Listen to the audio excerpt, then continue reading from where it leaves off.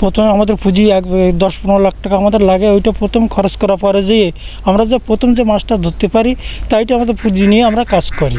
কিন্তু দেখা যাচ্ছে আমরা সেই পুঁজিটাই সম্পূর্ণ এই তাপদাহের জন্যে একেবারে নিঃস্ব হয়ে গেছি।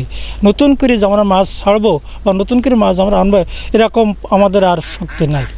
তাই আমরা চাচ্ছি এই তাপদাহের থেকে বা আমাদের এই জল যাতে একটু বেশি পাই এ করে সেইভাবে আমাদের একটু চেষ্টা করতে হবে। তাছাড়া আমাদের মাছ চাষ করা সম্ভব হচ্ছে না খালি তাপদাহের কারণে।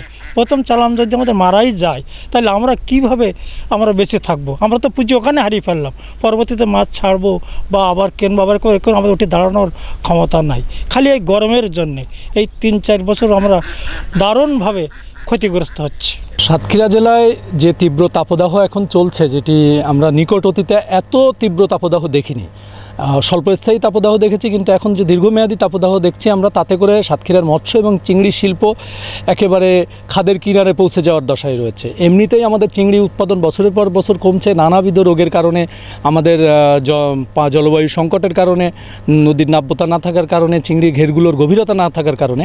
কিন্তু এবার মৌসুমের শুরুতে চিংড়ি পোনার প্রচণ্ড উচ্চ মূল্য ছিল, যে সাধারণ যে দাম থাকে তার চেয়ে দ্বিগুণ মূল্যে এবার চাষিদেরকে চিংড়ি পোনা রেণু কিনতে হচ্ছে। সেই রেণু ছেড়ে এই তীব্র তাপদাহের কারণে চাষিরা কিন্তু শুরুতেই হোঁচট খেয়ে গেলেন এবং অধিকাংশ চাষি তাদের পুঁজি ফেরত আনতে পারবেন বলে মনে হচ্ছে না এই তীব্র তাপদাহ যদি কন্টিনিউ করে।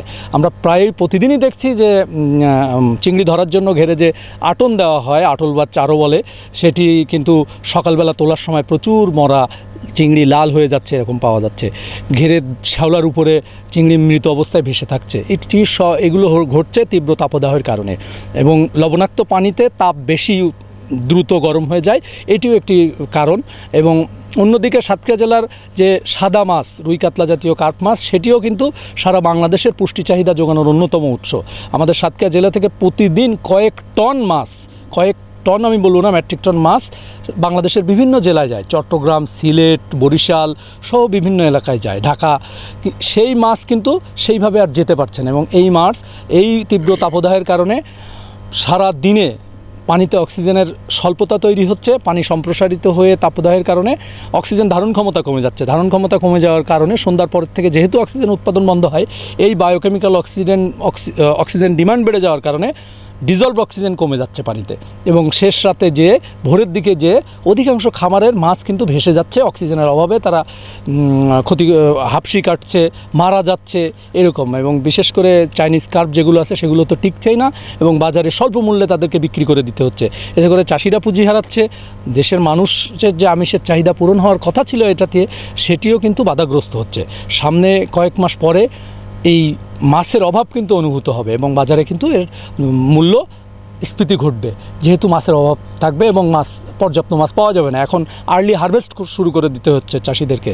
যে মাছ 2 মাস পরে বিক্রি করার কথা এখনই বিক্রি করতে হচ্ছে স্বল্প মূল্যে, যেহেতু এই তীব্র তাপদাহে তারা পর্যাপ্ত পানিও পাচ্ছেন না। কারণ এখন শুষ্ক মৌসুমে আমাদের যে আন্ডারগ্রাউন্ড ওয়াটার, যে গভীর নলকূপের পানি বা নলকূপের পানি, সেটি কিন্তু ঠিকমতো পাওয়া যাচ্ছে না শুষ্ক মৌসুম হওয়ার কারণে।